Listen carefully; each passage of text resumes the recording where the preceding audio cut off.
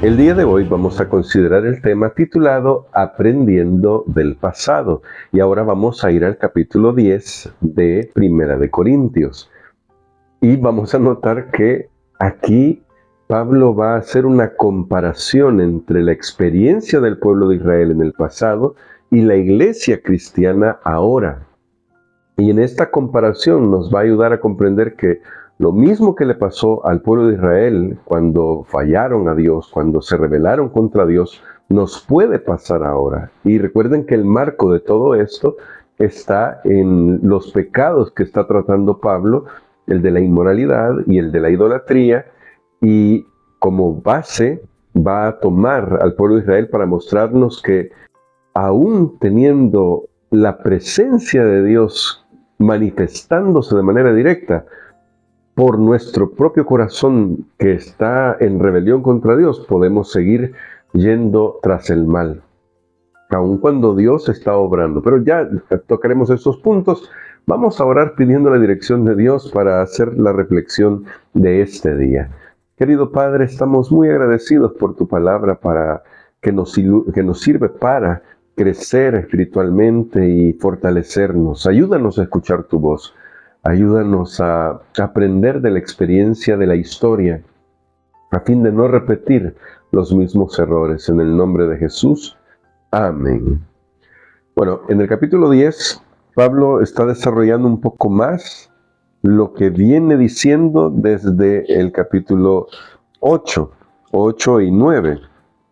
Y bueno, en el capítulo 9, que no hemos llegado hasta ese versículo, pero hoy lo vamos a mencionar un poquito de paso. En 1 Corintios capítulo 9, Pablo habla sobre la disciplina personal y termina diciendo: sino que golpeo mi cuerpo y lo pongo en servidumbre, no sea que, habiendo sido heraldo para otros, yo mismo venga a ser eliminado. Y creo que esto está relacionado con el tema de hacer las cosas que sabemos que debemos hacer.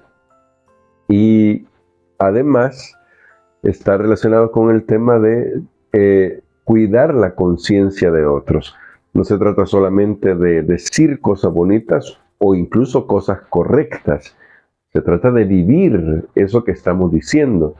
Y ahora el capítulo 10 nos va a trasladar a esta historia. Pero vamos a leer primero los versículos 7 al 11 para que veamos cómo Pablo aquí trata estos dos temas de la inmoralidad y de la idolatría, tal como en la Biblia se los trata, como uno solo, que al final es, detrás de esto está el problema mayor que tenemos, que es el pecado. Y dice así: ni seáis idólatras como algunos de ellos. El pueblo de Israel está queriendo decir.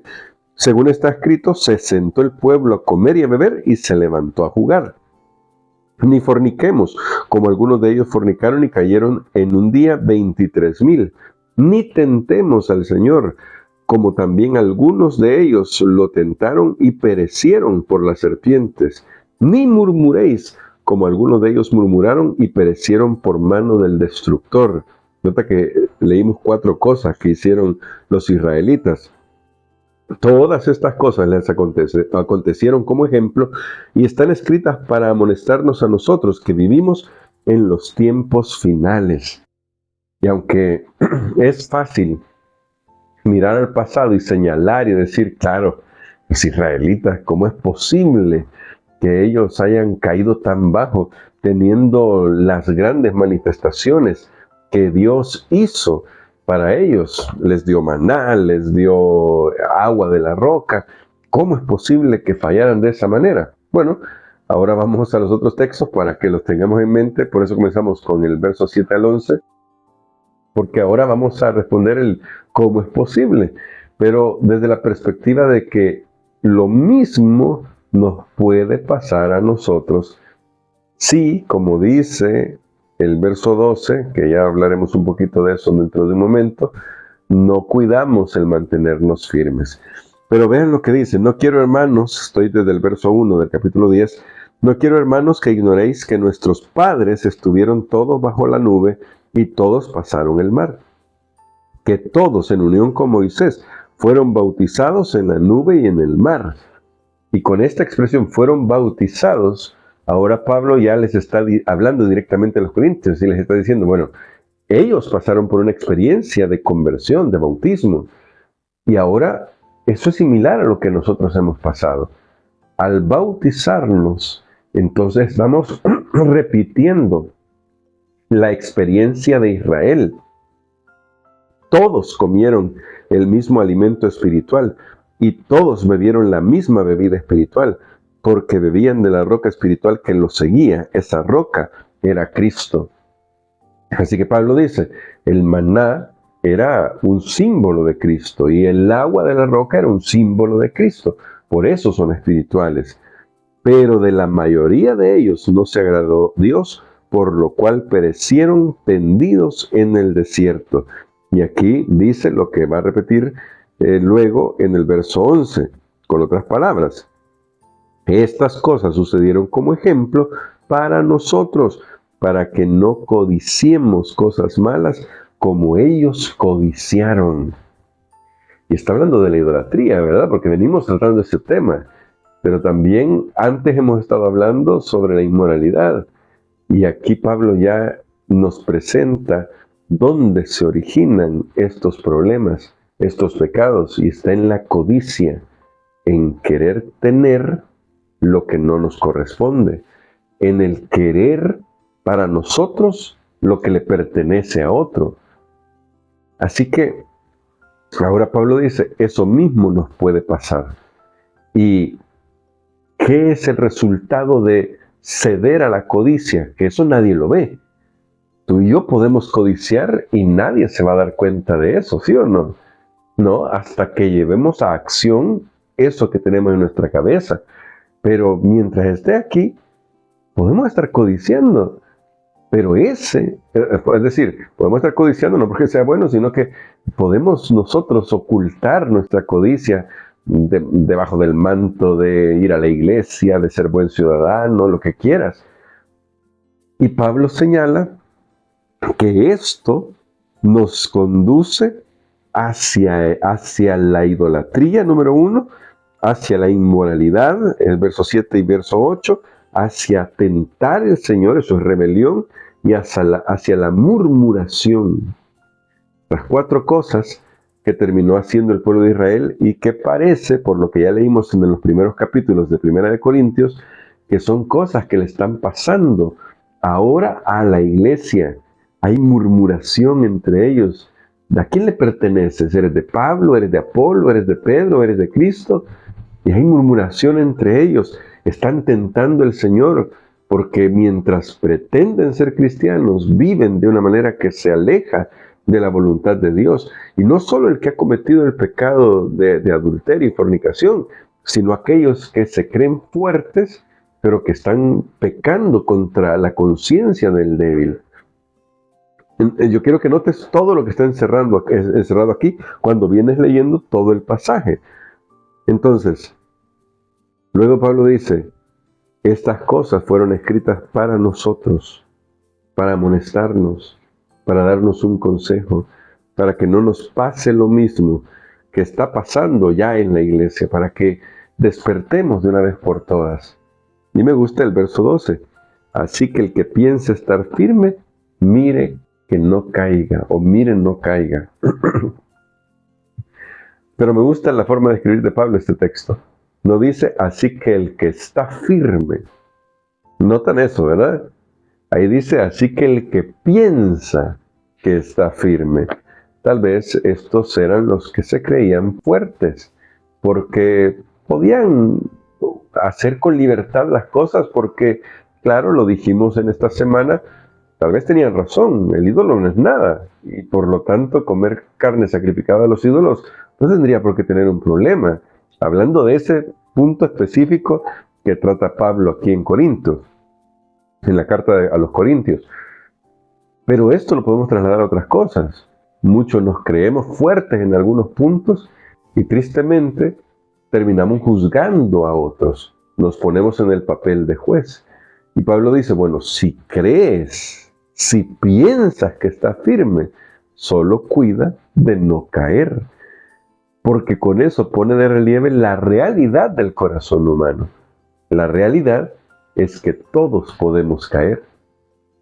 Y sí, la Biblia habla sobre el hecho de que aquel que permanece en Jesús no peca, y Él se va a mantener firme. Pero bueno, eso tiene una explicación teológica bastante interesante sobre qué significa no pecar. Pero aquí lo voy a decir de forma directa.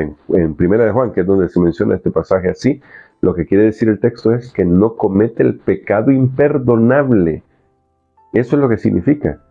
No peca porque no comete el pecado imperdonable. No que no falle, porque todos fallamos. Y Pablo está tratando de equilibrar esto y decir, si crees que tú estás firme, si tú crees, si tú piensas que porque tú eres fuerte, tú te mantienes firme, entonces solo cuida de no caer. Cuida de no caer. Y este es un gran llamado para todos nosotros, porque es fácil sobrevalorar nuestras propias capacidades. Por lo general, eso nos pasa a menudo. Sobrevaloramos nuestras propias capacidades. La respuesta a eso no es irse al otro extremo y ningunearnos a nosotros mismos y decir, no sé nada y no puedo nada.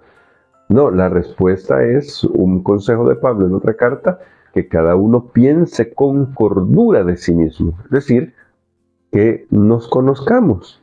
De hecho, en la segunda carta de los Corintios, Pablo va a decir, examínese cada uno a sí mismo a ver si está en la fe.